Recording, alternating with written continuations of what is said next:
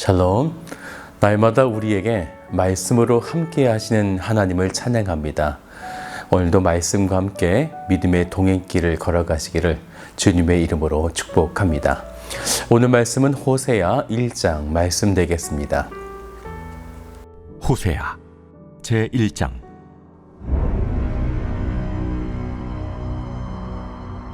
우시아와 요담과 아하스와 히스기야가 이어 유다 왕이 된 시대, 곧 요아스의 아들 여로보암이 이스라엘 왕이 된 시대에 부엘리의 아들 호세아에게 임한 여호와의 말씀이라. 여호와께서 처음 호세아에게 말씀하실 때 여호와께서 호세아에게 이르시되, 너는 가서 음란한 여자를 맞이하여 음란한 자식들을 낳으라. 이 나라가 여호와를 떠나 크게 음란함이니라. 이에 그가 가서 디블라임의 딸 고멜을 맞이하였더니 고멜이 임신하여 아들을 낳음에 여호와께서 호세아에게 이르시되, 그의 이름을 이스라엘이라 하라. 조금 후에 내가 이스라엘의 피를 예후의 집에 갚으며 이스라엘 족속의 나라를 폐할 것임이니라. 그날에 내가 이스라엘 골짜기에서 이스라엘의 활을 꺾으리라. 고멜이 또 임신하여 딸을 낳음에 여호와께서 호세아에게 이르시되, 그의 이름을 로루하마라 하라. 내가 다시는 이스라엘 족속을 궁일이 여겨서 용서하지 않을 것임이니라. 그러나 내가 유다 족속을 궁일이 여겨 그들의 하나님 여호와로 구원하겠고 활과 칼이나 전쟁이나 말과 마병으로 구원하지 아니하리라.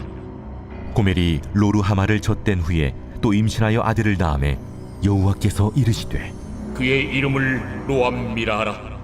너희는 내 백성이 아니요 나는 너희 하나님이 되지 아니할 것임이니라. 그러나 이스라엘 자손의 수가 바닷가에 모래같이 되어서 헤아릴 수도 없고 셀 수도 없을 것이며, 전에 그들에게 이르기를 너희는 내 백성이 아니라 한 그곳에서 그들에게 이르기를 너희는 살아계신 하나님의 아들들이라 할 것이라.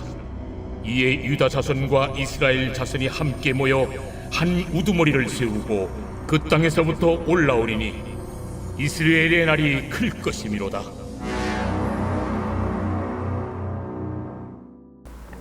호세아서는 아모스와 더불어 BC 8세기경에 북왕국 이스라엘이 최전성기를 구가할 때에 주어진 예언의 말씀이 되어집니다.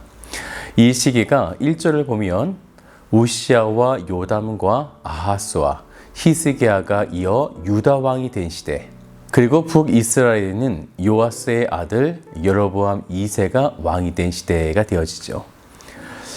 이때 북이스라엘은 창건 이래 가장 융성했던 시대가 되어지는데요. 지금까지 가장 큰 위협으로 여겨왔었던 아람이 신흥 국가였던 아수르와의 분쟁으로 쇠약해지면서 북이스라엘은 아람의 수도인 다메섹을 점령하게 되었고, 또 팔레스틴 남동쪽에 있었던 모압까지 공격하게 된 것입니다. 그러다 보니 당시의 이스라엘은 역사상 최대 영토를 확장하던 그런 시기가 된 것이죠. 겉으로 보기에는 화려하고 융성하고 승리하고, 하지만 영적으로는 타락과 범죄가 가득했던 시기가 바로 이때였던 것입니다. 이 당시의 외형상의 번영으로 인해 여호와 중심의 가치관이 붕괴되었고요. 하나님을 떠난, 그래서 우상 숭배가 판을 치던 세상이 되어버린 것입니다. 그래서 하나님은 호세아를 보내시면서 하나님으로부터 택함받은 서민임에도 불구하고 죄의식과 심판에 대한 위기의식 없이 우상 숭배를 비롯해서 각종 가증한 범죄에서 돌이키기를, 이제 곧 하나님의 선민으로서 그 정체성을 회복하기 위해서 하나님은 호세아를 부르시게 된 것입니다. 이제 하나님은 호세아에게 말씀으로 임하셔서 이렇게 명하시게 되어지는데, 2절을 같이 보죠. 여호와께서 처음 호세아에게 말씀하실 때 여호와께서 호세아에게 이르시되, 너는 가서 음란한 여자를 맞이하여 음란한 자식들을 낳으라. 이 나라가 여호와를 떠나 크게 음란함이니라 하시니. 음란한 여자는 곧 북이스라엘인데요. 북이스라엘의 타락한 상태가 어떤지를 설명하시기 위해서 성실한 호세아가 고멜이라고 하는 음란한 여자와 결혼하라 이렇게 말씀하신 거죠. 그리고 음란한 자식을 낳으라.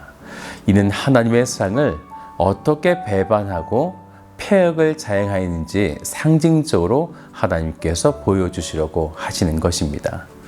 즉 음란한 여인과 결혼하여 음란한 자녀를 낳으며 부정을 범한 아내를 속전을 주고 다시 싸우는 등 인간으로서는 감내하기 어려운 일들을 호세아가 직접 담당함으로써 부정한 이스라엘을 향한 하나님의 사랑의 증거를 보여주고자 하신 것입니다.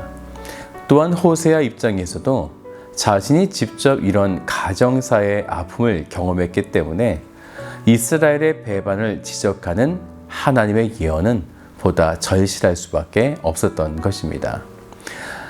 그런데 음란한 여자를 맞이하는 것도 어려운 일이지만 음란한 자식을 낳으라고 하셨는데 이것은 무슨 의미인가? 이것은요, 호세아와 고멜 사이에서 태어난 이 자녀가 어머니인 고멜의 음란함을 닮아서 곧 음란하게 될 것이다 라는 표현이 되어집니다. 타락한 음란한 시대가 끝나지 않고 세대와 세대를 이어갈 것이다 라는 것이죠. 그리하여 이들 사이에 3명의 자녀를 낳게 되는데 먼저 첫 번째 아들을 낳을 때 하나님은 호세아에게 이런 이름을 지으라고 명령하십니다. 4절을 같이 볼까요? 여호와께서 호세아에게 이르시되 그의 이름을 이스리엘이라 하라. 조금 후에 내가 이스리엘의 피를 예후의 집에 갚으며 이스라엘 족속의 나라를 폐할 것임이니라. 이스라엘은요, 예루살렘을 중심으로 북쪽 약 90km 정도 떨어진 곳에 있는데요. 아합 왕이 빼앗은 나봇의 포도원이 있던 자리가 되어집니다. 나봇의 포도원을 빼앗은 것에 대해서 하나님의 심판으로 개들이 아합과 이세벨 등의 악한 자들의 피를 핥게 할 것이다. 하나님께서 이렇게 말씀하셨는데요. 이후에 예후라는 사람이 반란을 일으켜서 하나님의 말씀대로 아합의 아들을 죽이고 이세벨도 죽이고 아합의 남은 모든 자들, 바알 숭배자들까지 다 죽이게 되어집니다. 이렇게 훌륭했었던 예후. 그런데 점점 시간이 지나면서 예후는 여호와를 향한 열심이 왜곡되기 시작했고요.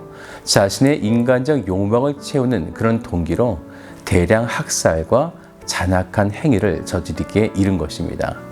하나님께서 그런 예후의 잘못을 발견하시고 예후의 집에 그 죄값을 갚으실 것이다. 이렇게 선언하시게 되었는데요. 하나님이 호세아와 고멜 사이에 그 첫 번째 아들의 이름을 이스리엘 이렇게 지은 이유는 바로 여기에 이런 이유가 있는 것입니다. 하나님이 이스라엘 백성들의 그 죄값을 갚으실 것이다 라는 것이죠.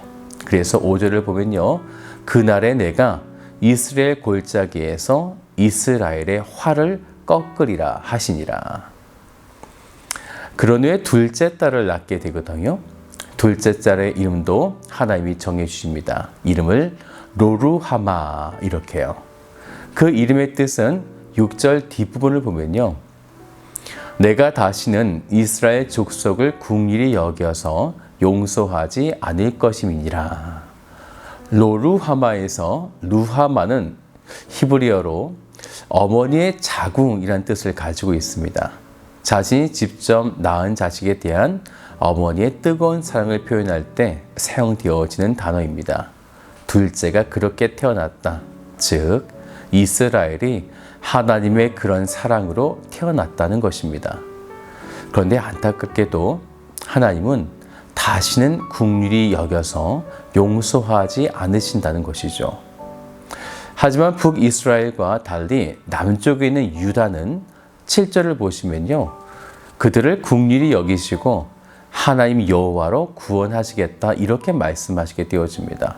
그것도 어떠한 인간적인 힘인 활과 칼, 전쟁이나 말과 마병이 아닌 오직 하나님의 거룩하신 능력으로 남유다는 구원해 내시겠다라는 것이죠. 이제 고멜은 또 세 번째 아들을 낳게 됐는데 그때 역시 하나님은 이름을 지어주십니다. 구절을 보니까 로암미라 그 뜻도 말씀하시죠. 구절을 보면요.